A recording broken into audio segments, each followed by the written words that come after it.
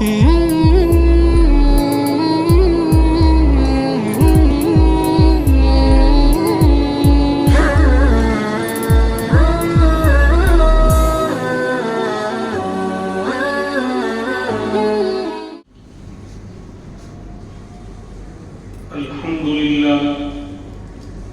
لله كفى وسلام على عباده الذين اصطفى أما بعد فأعوذ بالله من الشيطان الرجيم بسم الله الرحمن الرحيم قل إن صلاتي ونسكي ومحياي ومماتي لله رب العالمين لا شريك له وبذلك أمرت وأنا أول المسلمين وقال النبي صلى الله عليه وسلم من كان له سعة فلم يضحي فلا يقربن مصلانا أو كما قال صلى الله عليه وسلم اللهم صل على سيدنا محمد وعلى آل سيدنا محمد وبارك وسلم.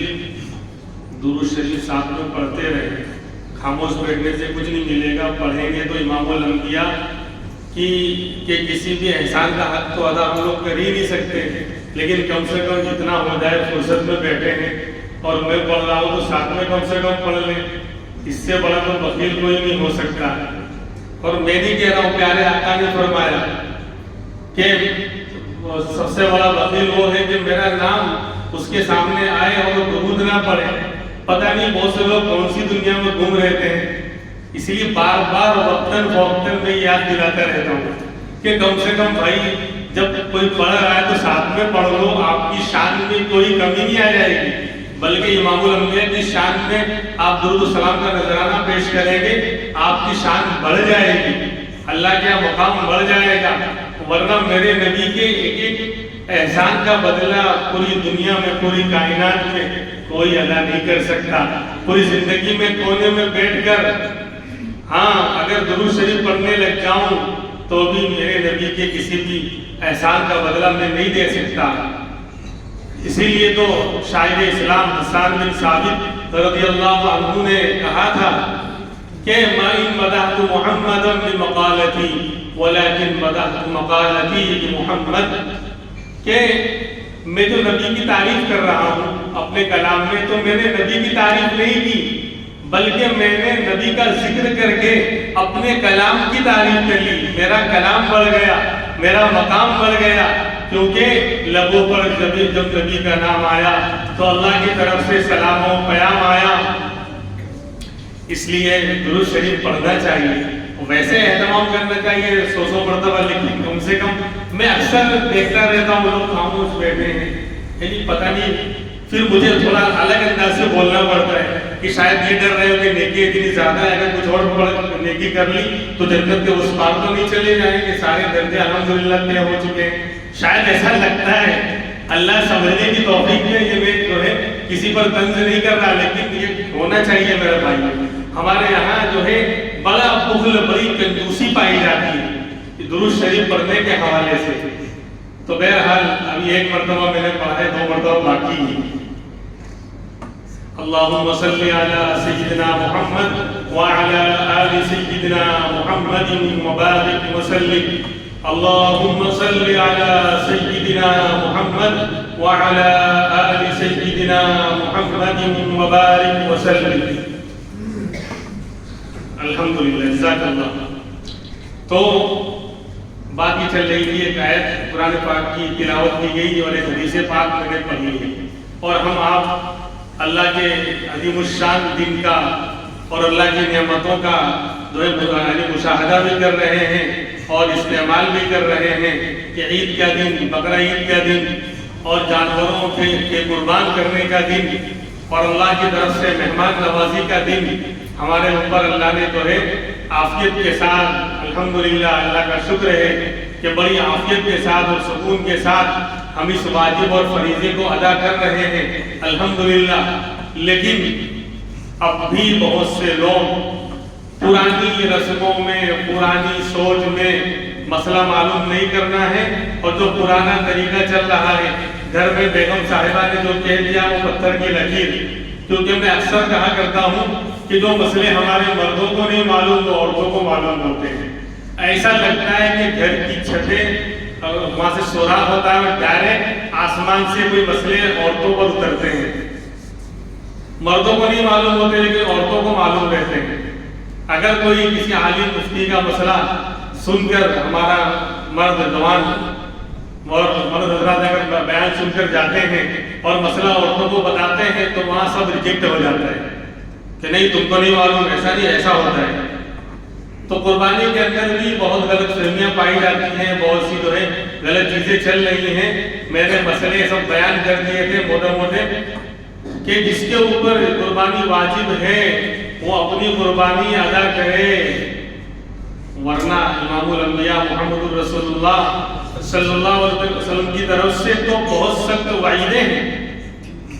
جو نبی رحمت والے تھے، جو انسان تو انسان جانوروں سے محبت کرتے تھے، میرے نبی جانور بھی آ کر آپ کو پہچانتے تھے اور آپ کے سامنے اپنی فریاد رکھتے تھے۔ آپ باغ میں تشریف لے گئے، ایک اونٹ آیا، آپ کے گردن آیا، اس نے گردن آپ کے قدموں میں جھکا دی، اس کی آنکھوں سے آنسو بہ رہے ہیں۔ پیارے آقا سمجھ گئے کہ وہ کیا کہہ رہا ہے، پوچھا اس کا مالک کون؟ ایک صحابی نے کہا کہ یا رسول اللہ میرا اونٹ ہے، میں اس کا مالک ہوں۔ کہا یہ تمہاری شکایت کر رہا ہے، اونٹ کو معلوم یہ رحمت والی ذات ہے، یہاں مسئلے حل ہوں گے، ان کے قدموں میں جائیں گے، ان کے قدموں میں سر جھکائیں گے تو ہر مسئلہ حل پائیں گے اور رحمت یہاں سے بڑھتی ہے۔ ایک جانور کو معلوم، پیارے آقا نے کہا کہ تم اس سے کام زیادہ لیتے ہو اور اس کو جو ہے کھانا پینا کم دیتے ہو، اس کا خیال رکھو۔ جانوروں کو پالا ہے تو لا کر خالی باندھ دینا نہیں ہے میرے بھائیوں، تو ان کا بھی خیال رکھیں۔ تو جو نبی رحمت والی ذات تھی، جانوروں تک کے اوپر آپ رحم کرتے تھے، ہاں تو کیا سوچئے یہاں قربانی جو لوگ نہیں کرتے ان پر کتنے ناراض ہیں آپ۔ حدیث میں نے پڑھی تھی، قال النبی صلی اللہ علیہ وسلم من کان له سعة فلم يضحی فلا يقربن مصلانا، کہ جس کے پاس گنجائش تھی، وسعت تھی، مالدار تھا، مال کی فراوانی تھی، قربانی واجب تھی، فلم یضحی لیکن اس نے قربانی نہیں کی، فلا یقربن مصلانا، خبردار اسے ہماری عیدگاہ میں آنے کی ضرورت نہیں، قریب بھی نہ آئے، مسجد میں عید کی نماز پڑھنے کے لیے بھی نہ آئے، ہماری خوشیوں میں وہ انوالو نہ ہو، شامل نہ ہو، دور رہے۔ ایسوں کو خوشی منانے کی کوئی اجازت نہیں ہے۔ کون کہہ رہا ہے؟ جو جانوروں پر رحم کرنے والے تھے، لیکن اس امتی پر ناراض ہیں۔ اور میرے بھائی یہاں ہوشیاری نہیں چلے گی، میں آن لائن سارے مسئلے کھول کر بیان کرتا ہوں اور پھر کہتا میں کسی کو نہ سمجھ میں آئے تو بعد میں پوچھے، معلوم کرے اور اپنا واجب ادا کرے۔ لیکن پھر بھی اتنا سب بیان کرنے کے باوجود آج دوسرا دن چل رہا ہے، کل آخری دن ہے، بہت سے لوگ ایسے ہیں، بہت سے گھروں میں آپ جائزہ لیں کہ بکرا تو لایا ہے 30,000 کا، 40,000 کا، لیکن ایک واجب ادا ہو رہا ہے کہ خالی ایک فنکشن ہے، تہوار آیا، گوشت کٹا اور کھا لیا، کسی کے نام پر بھی جانور جا لیا، بس پیٹ بھر کے کھا لیا، بس ہو گیا مسئلہ حل۔ ایسا نہیں ہے۔ گھر میں 3 لوگوں پر قربانی واجب تھی تو تینوں کا واجب ادا ہوا یا نہیں ہوا؟ تو 40,000 کا بکرا یا 50,000 کا بکرا نہ لاتا، اس کے بدلے میں حصے لے لیتا۔ یہاں بڑے جانوروں میں 6-7 ہزار کا حصہ پڑتا ہے، یعنی جانور لے کر آتے، خود 2-4 لوگ شریک ہو جاتے، 7 حصے۔ سب سے آسان طریقہ تھا، غریب کا واجب بھی، یعنی غریب کا مطلب یعنی جو کروڑ پتی نہیں ہے وہ غریب، ورنہ آپ بولو گے غریب پر جو قربانی واجب کرا جائے، شریعت والا غریب نہیں۔ ہمارے معاشرے میں جس کو غریب کہتے ہیں کہ لاکھوں روپے اس کے پاس ہیں لیکن بلینئر اور ملینئر نہیں، کروڑ پتی اور کیا کہتے ہیں لاکھوں میں کروڑوں میں نہیں کھیلتا ہے، اس کو ہم غریب کہتے ہیں۔ تو بیچارہ وہ آدمی بھی جو مشکل سے نصاب کا مالک بنا ہے، اگر پورا جانور نہیں لا سکتا ہے تو وہ جو ہے حصہ لے کر قربانی کر سکتا ہے۔ تو ایسا اب بھی ملے گا کہ گھر میں 3 لوگوں پر قربانی واجب تھی لیکن 30,000 40,000 کا جانور لے آئے، بکرا شاندار کہ لگ رہا ہے دیکھنے والوں کو بہت اچھا لگا ہے، بہت اچھا جانور ہے، بہت اچھا بکرا ہے، لیکن بیوی کی طرف سے ہو رہی ہے تو بولے آپ کیا بولے ہیں بولے سال گزشتہ کی تھی تو سال گزشتہ تو زندہ تھا، اس سال مر گیا۔ عجیب عجیب ہے، بولے اس سال جو ہے اب بیگم کے صاحبہ کے نام سے ہوگی، سال گزشتہ میں نے کر دیا۔ یہ ادلا بدلی نہیں ہے، یعنی گزشتہ سال عید کی نماز پڑھی تھی تو اس سال نہیں پڑھنے گیا ہے نا، صحیح بات ہے نا، سال گزشتہ عید کی نماز پڑھ لی تھی تو اب اس سال پڑھنے کی ضرورت نہیں ہے، ایک سال پہلے کھانا کھا لیا تھا تو آج سے کھانے کی ضرورت نہیں ہے۔ بولے کیسی بات کرتے ہو تو کیسی بات کر رہا ہے؟ اور تم پھر آج مفتیوں کو مسئلے بتائے جاتے ہیں بھائی، ہاں مفتیوں کو مسئلے بتائے جاتے ہیں، مولانا صاحب کو مسئلے بتائے جاتے ہیں، یعنی وہ جہالت جاہل پنا کر رہا ہے۔ پھر پوچھو کہاں سے لے کر آئے؟ بولے ہیں ہم نے سنا ہے۔ کہاں سے سنا ہے؟ علماء کے بیچ میں تو بیٹھتا ہے، کسی عالم مفتی کے پاس جاتا ہے، تیرا تعلق ہے سال میں اٹھنا بیٹھنا؟ بولے نہیں وہ فلاں صاحب، وہ فلاں درجی صاحب، ٹیلر صاحب، فلاں جو ہے وکیل صاحب، فلاں جو ہے ڈاکٹر صاحب، کیا بیمار تھا؟ بیماری کا میڈیکل لائن کا پرابلم ہے جو ڈاکٹر صاحب بتائیں گے کہ قربانی واجب ہے کہ نہیں ہے؟ تو اللہ کے معاملے میں بھی لوگ چیٹنگ کرتے ہیں کہ بچ جاؤں، بس دینا نہ پڑے، خرچ کرنا نہ پڑے۔ تو اللہ کے معاملے میں ہم ہوشیاری چالاکی و چیٹنگ کریں گے تو پھر پورے سال پریشان رہیں گے۔ تو لوگ اس طرح کرتے ہیں کہ اللہ تو ہر چیز کا جاننے والا ہے میرے بھائی، تم مولانا صاحب کو یا محلے والوں کو بیوقوف بنا سکتے ہو لیکن اللہ کو تھوڑی بنا سکتے ہو۔ اس لیے اب بھی وقت ہے میرے بھائی، گھر میں 3 لوگوں پر قربانی واجب ہو رہی تھی اور ایک ہی جانور لیا ہے، ایک ہی حصہ کیا ہے، تو 2 لوگوں کی قربانی کو ادا کریں۔ کل شام تک، کل مغرب تک، سورج غروب ہونے تک 1.5 دن بچا ہے، ظہر ہو گئی، جمعہ ہوئی، آج 1.5 دن باقی ہے، اپنا واجب ادا کریں۔ اور ابھی ادا میں جو ہے یہ فرق ہے، دیکھو ادا کے اندر اگر حصہ لے لیں گے تو بھی چل جائے گا، بڑے جانور میں یعنی جو لا کر کاٹا 6-7 والا حصہ لے لے وہ بھی چلے گا۔ اور اگر کوئی معتبر ادارہ حصے والی قربانی دوسرے اسٹیٹ میں جہاں جانور سستے ہوتے ہیں وہاں کر رہے ہیں تو 2000 کا اور 2200 کا حصہ بھی مل جائے گا اور آپ کا واجب ادا ہو جائے گا۔ 2000 روپے کی کیا حیثیت ہے اللہ کے حکم کے مقابلے میں؟ سال میں ایک مرتبہ 2000 روپے کو آپ ڈیوائڈ کریں، سال کے دنوں پر کتنا آئے گا؟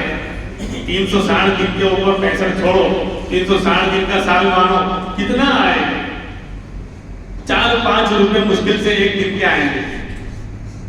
اگر اتنا بھی اللہ کے لیے نکالنے کے لیے ہم تیار نہیں ہیں تو ایسے مسلمانوں کو تو ڈوب مرنا چاہیے، جو کھیڑے میں جا کر ہر ہفتے جو ہے ہزاروں روپے اڑا دے، چائے پینے کے لیے احمدآباد کے باہر جاتے ہیں، گولا کھانے کے لیے، اب تو نئی نئی چیزیں آ رہی ہیں، گولا کھانے کے لیے گولا تو بن گیا گولا، اور ہر جگہ ڈولا، اور لے کے ایسے گھوم رہے جیسے جھولا، یعنی جسے بہت بڑا بیچارہ ضرورت مند ہے اور اس کو ضرورت ہے، نہیں کھائے گا تو مر جائے گا۔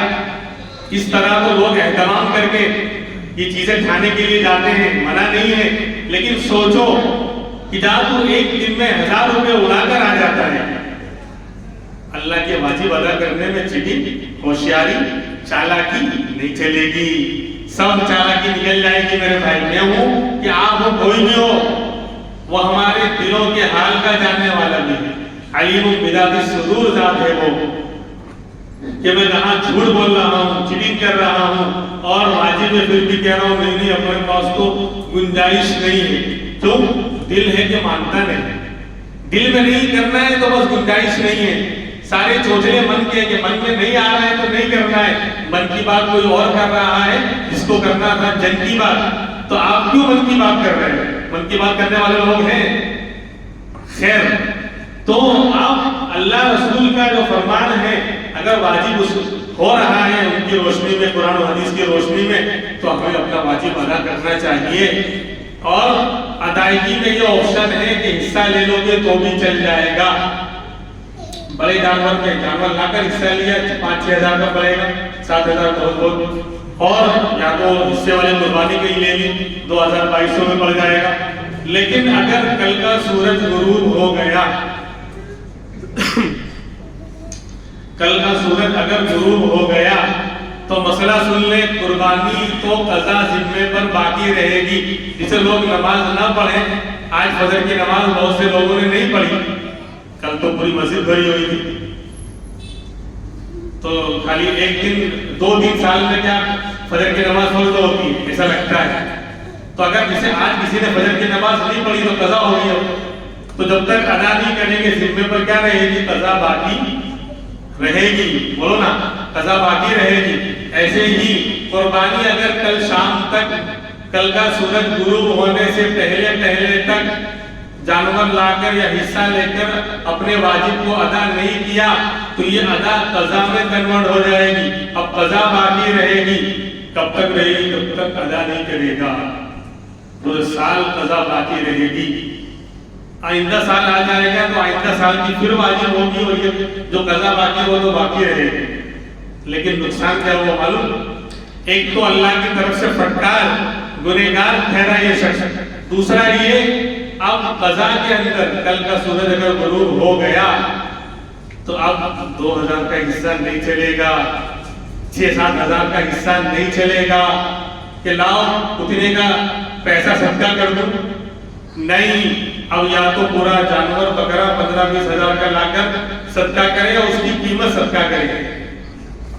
یہ ہے 15-20 ہزار کا بکرا وہ لا کر زندہ کسی غریب کو صدقہ کرے، یا تو کاٹ کر غریبوں میں دے دے، یا تو پھر اس کی قیمت کو صدقہ کرے.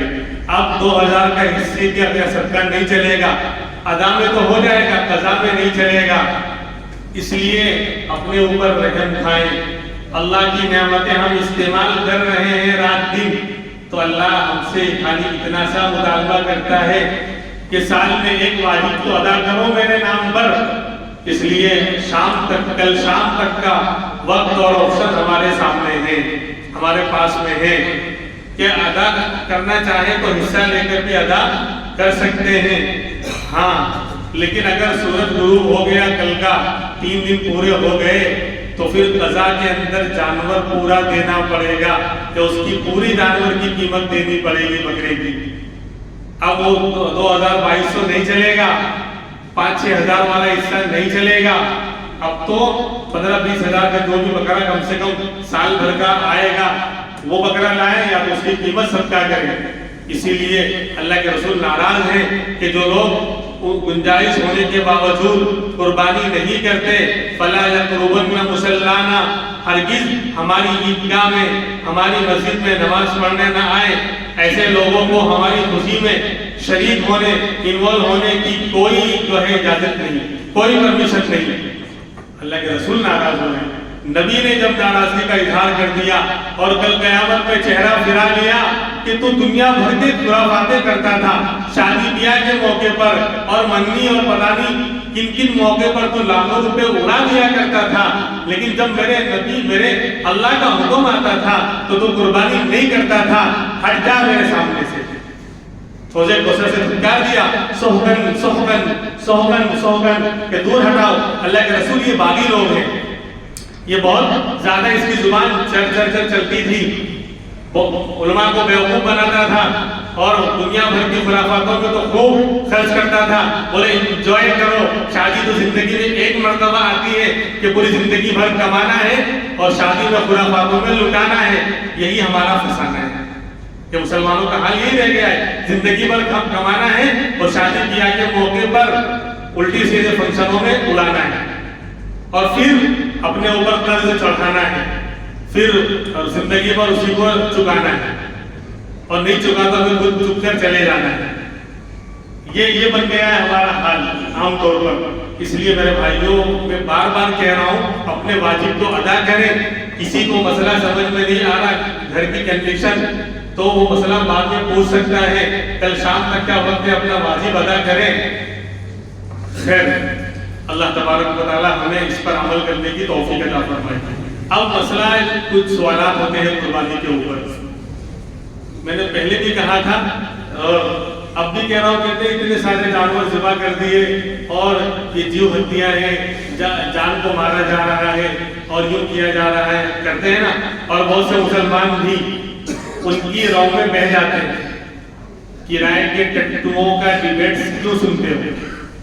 کیوں اپنے آپ کو کنفیوز کرتے ہو؟ کیوں ذہنی انتشار کا شکار ہوتے ہو؟ کیوں مائنڈلٹی اعتبار سے کیوں اپنے پرابلم کریٹ کرتے ہو؟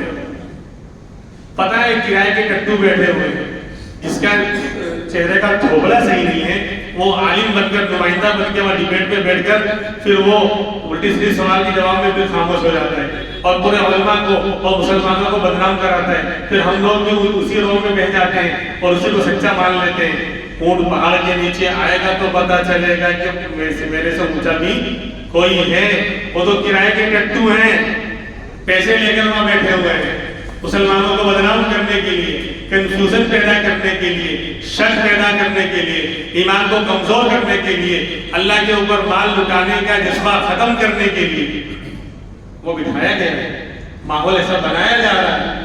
تو اب بہت سے لوگ جو پرانے لوگ ہیں وہ اسی کو کھول کے بولے ہم جو ہے نا دینی ڈیبیٹ سنتے ہیں، دینی ڈیبیٹ کالو رام اور بھالو رام بیان کریں گے. واہ واہ واہ، لا حول ولا قوت الا باللہ. بلکہ نہیں میرے بھائی، علماء کے صحیح علم رکھنے والوں کی باتوں کو سننا چاہیے، ان کی صحبت میں جانا چاہیے، ان سے دین سیکھنا چاہیے.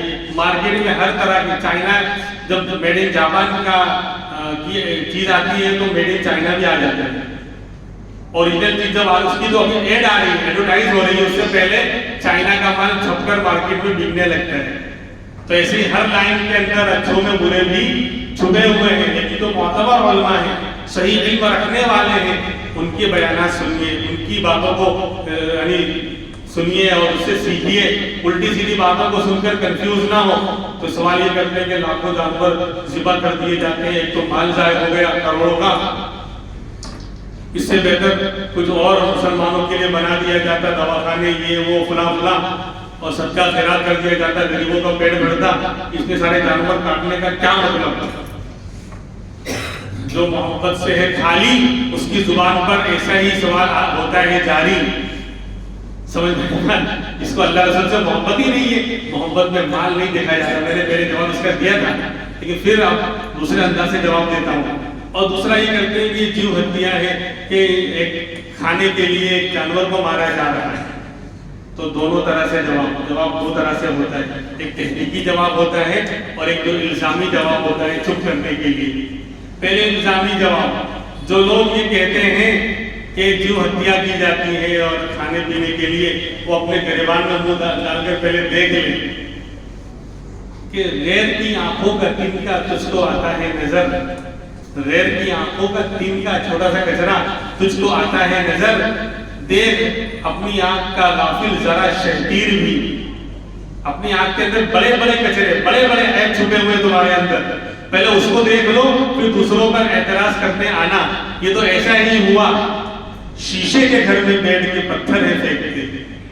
اس کا خود کا گھر کیسا ہے؟ شیشے کا ہے، کانچ کا.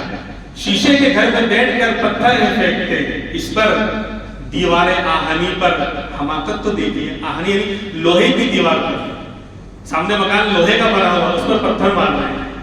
اگر ذرا سوچو اگر منظر بدل جائے تو وہاں سے ایک پتھر ادھر آ گیا تو کیا ہوگا؟ تو جو لوگ اعتراض کر رہے ہیں ان کا حال یہ ہے کہ وہ انسانوں کو مار رہے ہیں. سمجھے؟ معمولی باتوں پر اشرف المخلوق انسانوں کو قتل کر رہے ہیں اور جانوروں کے قتل کرنے پر اعتراض کر رہے ہیں. انسانوں کو بلا وجہ ظلم کرتے ہوئے موب لنچنگ میں اور پتہ نہیں کیسے کیسے ختم کر رہے ہیں، مار رہے ہیں. اور جہاں انسان اپنی ضرورت کے لیے استعمال کر رہے ہیں چیزوں کو. اور پھر دوسری بات کہ اس یونیورس کا کریٹر یعنی کریٹر آف نیشن، خالق کائنات، اردو بولوں گا تو بولیں گے پتہ نہیں کیا بول رہے ہیں، اس دھرتی کا پیدا کرنے والا ہمارا رب، وہ ہمیں پرمیشن دے رہا ہے. حدیث پاک میں امام الانبیاء نے خود فرمایا ان الدنیا خلقت لکم وانکم خلقتم للآخرہ. بے شک دنیا اور اس کی ساری چیزیں انسان تیرے لیے اور تو بنا ہے میرے لیے. خود خالق کائنات، اس دھرتی کا بنانے والا، اس نے ویج کو بھی پیدا کیا ہے، نان ویج کو بھی پیدا کیا ہے. اس نے سبزی، درخت اور پھل پھول کو بھی پیدا کیا ہے اور حیوانات، جانوروں کو بھی پیدا کیا ہے. ویج اور نان ویج کا کریٹر، بنانے والا، پیدا کرنے والا، فاؤنڈر، وہ خود کہہ رہا ہے کہ انسان سارا جہاں تیرے لیے، ویج بھی تیرے لیے اور نان ویج بھی تیرے لیے. تو مالک اگر آپ کو پرمیشن دے دے تو میرے مکان میں آپ نیچے بھی رہ سکتے ہو، اوپر بھی رہ سکتے ہو. تو کوئی پڑوسی بولے کہ تم نیچے کیوں، اوپر کیوں نہیں رہ رہے ہو، نیچے کیوں رہ رہے ہو، اس کو بولنے کا حق ہے. اب کیا بولیں گے، بھائی مالک نے مجھے پرمیشن دے رکھی ہے کہ میں نیچے بھی رہوں، اوپر کا مکان بھی استعمال کروں، تو ویج بھی استعمال کروں اور نان ویج بھی استعمال کروں. جب اس دھرتی کا، اس کائنات کا پیدا کرنے والا رب یہ اعلان کر رہا ہے کہ سارا جہاں تیرے لیے اور تو بنا ہے میرے لیے. اور لو چکی ہے.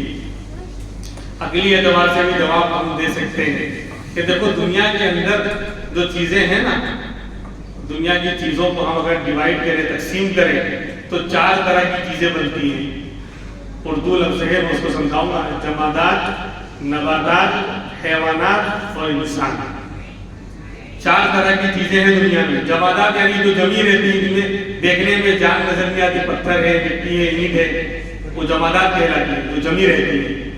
دوسرا اس کے اوپر ہے نباتات، ان کے نشو و نما ہے، جھاڑ، پھل پھول، سبزیاں، نباتات جو اگتے ہیں. نمبر 3 ہے حیوانات، جو جانور ہیں، جو جانور ہیں، جان والے ہیں.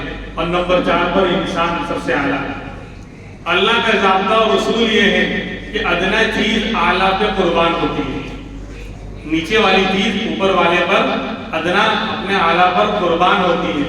سب سے نیچے جمادات ہے، پتھر، اینٹ، مٹی، یہ قربان ہوتی ہے کس پر؟ نباتات پر. آپ ہل چلا کر زمین کو پھاڑتے ہیں، مٹی کو پھاڑتے ہیں اور اس کے اندر دانا ڈالتے ہیں، تو دیکھو دانے سے نباتات اگتی ہیں، سبزہ اگتا ہے. تو دیکھو زمین جو جمادات تھی وہ قربان کس پر ہوئی؟ نباتات پر قربان ہوئی کہ نہیں ہوئی؟ زمین جو جمادات تھی، مٹی، اس نے پھاڑ کر اپنے اندر دانے کو لے لیا، گویا وہ قربان ہو رہی ہے نباتات پر، سبزے پر. پھر سبزہ ہوگا، کھیتی ہوگی، پھل پھول ہوگے، تو اس کو استعمال کون کرتا ہے؟ حیوانات، جاندار، گائے، بیل اور یہ فلاں فلاں فلاں. تو اب وہ نباتات وہ اپنے اوپر والے پر قربان ہوئی، اس کو ایسے جانور استعمال کرتے ہیں. پھر جانور انسانوں پر قربان، جانور کو انسان استعمال کرتے ہیں، نان ویج جو حلال ہے.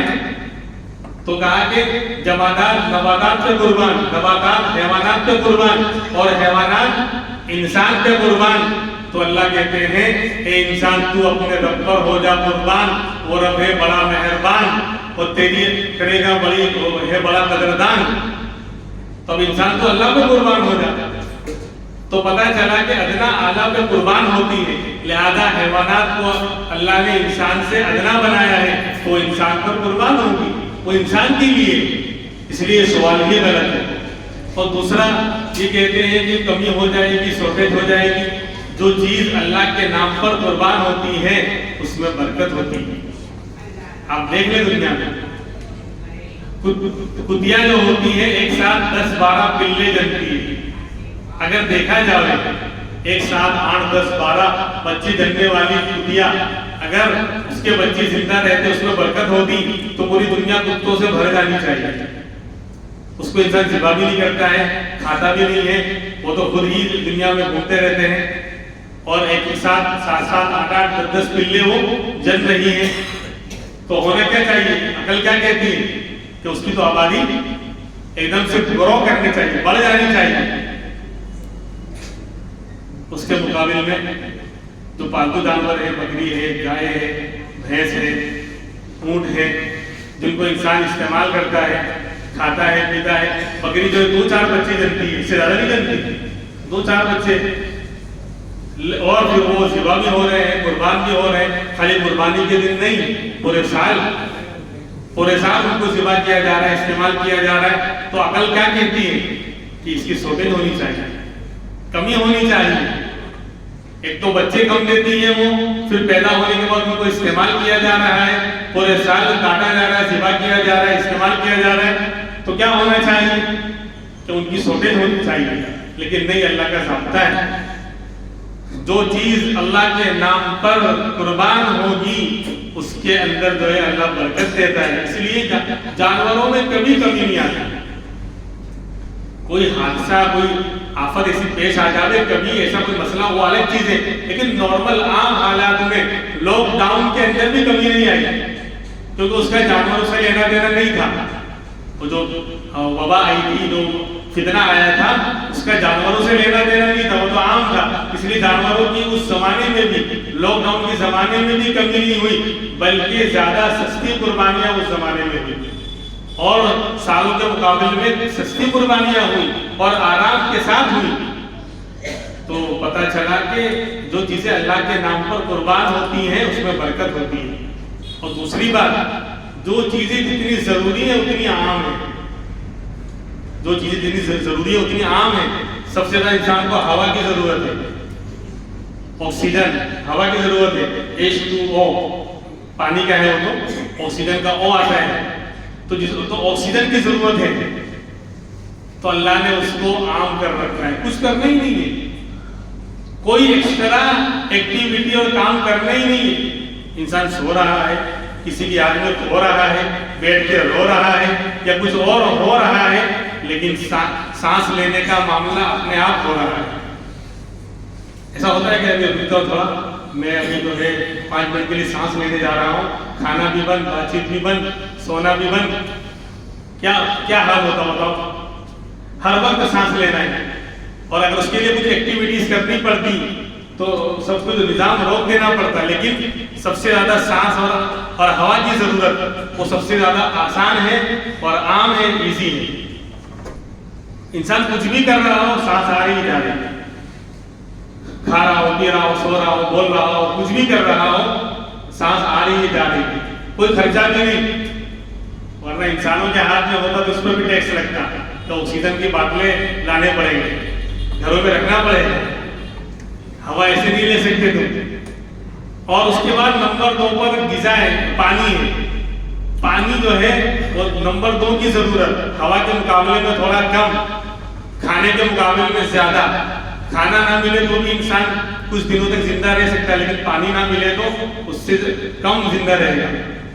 تو پانی کے لیے تھوڑا یہ ہاتھ اٹھا کر گلاس لینا پڑے گا, اور ہاتھ بڑھانا پڑے گا, منہ لگانا پڑے گا, کچھ تو کرنا پڑے گا تھوڑا بہت, لیکن وہ بھی آسان ہے. اس کے لیے بھی اللہ نے جو ہے انسانوں کے حوالے نہیں کیا کہ تم خود جو ہے خود اسٹاک کرو, بلکہ دریاؤں میں, سمندروں میں, پہاڑوں میں اللہ نے ہر جگہ اس کو طے کر دیا ہے, آسانی سے مل جاتا ہے. اس کے بعد غذا کی ضرورت ہے, فوڈ کی, نمبر 3 پر, وہ بھی عام ہے, آسانی سے کھانے پینے کی چیزیں مل جاتی ہیں. نمبر 4 پر ضرورت ہے دوا کے طور پر دواؤں کی, علاج کی. اس کی ضرورت کم پیش آتی ہے, تو سب سے کم ملتی ہے وہ تینوں کے مقابلے میں. تو جو چیز جتنی زیادہ ضروری ہوتی ہے اتنی اللہ نے عام کر رکھی ہے. تو جانور ہمارے کھانے پینے کی زندگی کا حصہ ہے, تو اللہ نے اس کو بھی عام کر رکھا ہے. لہٰذا یہ سب سوالات کرنا بیکار ہے. اللہ کے لیے خوشی کے ساتھ جن کی قربانی باقی ہے اپنی قربانی کو ادا کریں. اللہ تبارک و تعالی ہمیں عمل کرنے کی توفیق عطا فرمائے. وآخر دعوانا الحمد للہ رب العالمین.